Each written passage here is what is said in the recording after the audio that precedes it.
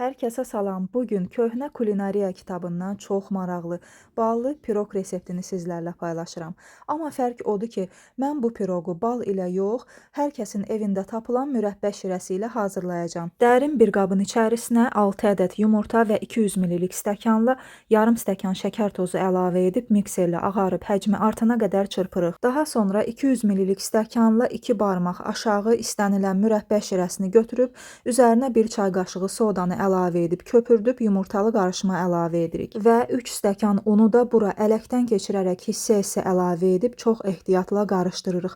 Mikserin aşağı sürəti ilə də qarışdıra bilərsiniz. Soba listini də əvvəlcədən yumşaq kərə yağı ilə yağlayıb unlayırıq və xəmiri bura yerləşdirib üzərindən də araxis, qoz, fındıq fərqi yoxdur səpib əvvəlcədən 170 dərəcəli isidilmiş sobada 30-35 dəqiqə ərzində bişiririk. Bu resept bir daha sübut etdi ki, bahalı ərzaqlar olmadan evinizdə olan ən sadə ərzaqlar ilə çox ləzzətli bir şirniyyat hazırlamaq olar.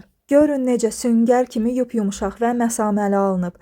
Əgər videom sizə faydalı oldusa like edib səhifəmi də izləməyi unutmayın. Səhifəmdə mürəbbə şirəsi ilə hazırlanan şirniyyatlar çoxdur, baxa bilərsiniz. İzlədiyiniz üçün təşəkkür edirəm. Hələlik.